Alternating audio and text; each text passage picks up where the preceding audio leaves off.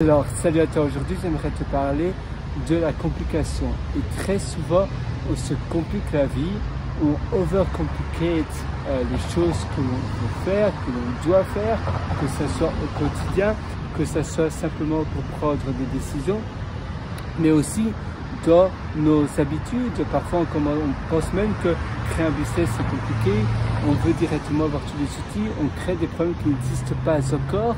On veut par exemple un service d'emailing, d'envoi d'email, de liste d'emails, on veut un service de marketing, on veut directement un site dernier cri, on veut se créer un site ou autre chose, et puis après on veut un autre outil, on veut un outil pour gérer les posts sur les réseaux sociaux et autres. Et en réalité, ces problèmes-là ne sont pas encore là. Si tu n'as pas encore de clients, ça ne sert à rien de chercher quel est le meilleur outil pour collecter les paiements, quel est le meilleur outil pour faire A, B ou C. Non, tu n'as pas encore de clients. D'abord, le premier problème à faire, à résoudre, c'est avoir des clients. Puis après, avoir des clients dans la machine, après tu vas directement prendre le service le plus simple de collection du paiement.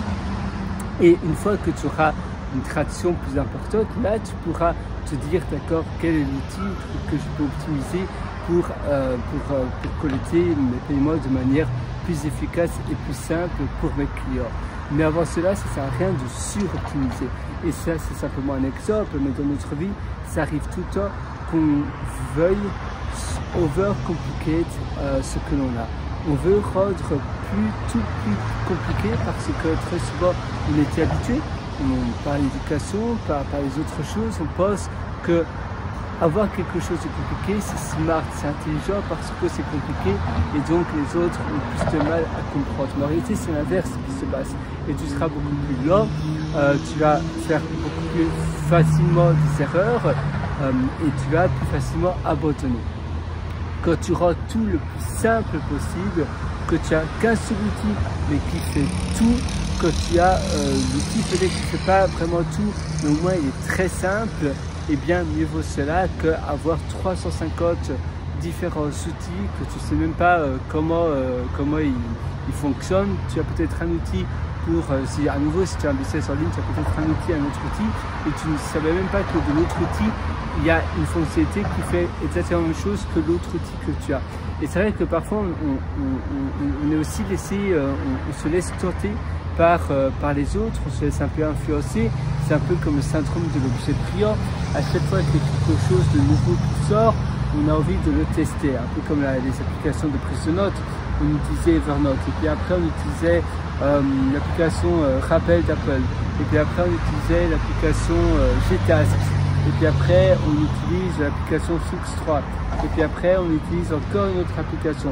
Et on en a tellement, et finalement on réalise, mais en réalité, à quoi bon? Et maintenant tu as toutes les dernières applications, Structured, tu en as plein d'autres d'ailleurs, et à quoi bon se compliquer la vie pour quelque chose qui devrait être simple?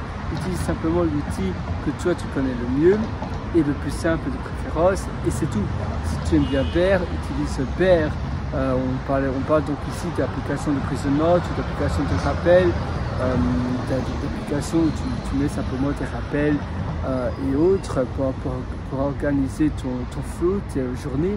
C'est important de tout rendre le plus simple possible parce que justement, quand on parle d'organisation de journée, c'est pour simplifier ta vie. Et si tu utilises ces outils qui vont à l'encontre de cela et qui rendent ta vie encore plus compliquée, eh bien, il n'y a pas vraiment de but. Moi, je te souhaite tout le meilleur. D'ailleurs, je vais te dire, l'application maintenant, j'ai malheureusement aussi été, on va dire, atteint par le syndrome de l'objet brillant. J'ai utilisé beaucoup d'outils et ça m'a payé, ça m'a payé assez cher parce que ça m'a coûté cher plutôt parce que j'ai perdu beaucoup de temps à cause de cela. Et c'est vrai que parfois on est vraiment tenté d'utiliser des nouveaux outils parce qu'on pense qu'ils sont mieux. Mais en réalité, ils ne sont pas spécialement mieux et très rarement mieux. Not Taking Apps. Donc je vais te dire le dernier que j'ai essayé. Finalement, je me suis dit, mais non, en réalité, finalement, l'application Bear, c'est le meilleur pour le moment. Ah oui, voilà, Workflowy, donc c'est W-O-R-K-F-L-O-W-Y. Et j'ai également été tenté, il y a Tension, il y a, qu'est-ce qu'il y a d'autre? Il y a Logseg, il y a ROAM, R-O-A-M, il y a Ample Notes, il y en a tellement, il y a, tu as également Obsidian, et j'en passe, mais le mieux pour toi, c'est d'utiliser l'outil que tu préfères, l'outil avec lequel tu vas exceller, ton ami de poche, on va dire. Et c'est la même chose pour tout. Et si tu rends ton quotidien minimaliste, si tu vis dans une maison minimaliste, si tu as comme discipline de pas avoir, d'avoir maximum 3 chemises, maximum 3 pantalons, maximum un ordinateur, pas 2, même si tu dois t'en acheter un nouveau. L'autre, soit tu le donnes, soit tu le revends, soit tu le jettes. Mais c'est important de toujours garder qu'une seule chose, parce que sinon tu verras que tu gardes ton ancien ordinateur, par exemple, la migration de toutes tes données, c'est-à-dire transférer tes données sur le nouvel ordinateur, tu ne vas jamais tout faire. Tu vas faire petit à petit, et il y aura toujours du legacy, donc de l'ancien sur le précédent device, et ça va t'encombrer. Après, tu sais aussi encombrer ta tête, tu vas prendre plus de temps, parce que parfois tu dis tiens, c'est où que j'ai stocké ces données-là, sur ordinateur A ou sur ordinateur B, et ça prend du temps tout ça. Donc évidemment maintenant tu peux tout héberger sur le cloud, synchroniser tout cela, mais quand même il y a toujours des données que tu gardes sur ton ordinateur physique. Et donc c'est important de garder qu'un seul, comme ça il n'y a pas de chipot. La même chose, même quand tu voyages, c'est bien de toujours avoir qu'un seul numéro de téléphone.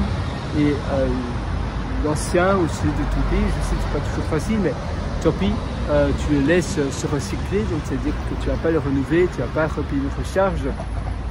Et c'est comme ça, parce que sinon, tu ne t'en sors plus. Moi, je te souhaite tout le meilleur. Sur ce, je suis avec toi. Si tu veux aller encore plus loin, eh bien, je te conseille les ateliers qui se trouvent sur mon site pierreloitre.com. C'est pierre-w-r-i-t-r.com. D'ailleurs, là, on parle aussi de minimalisme.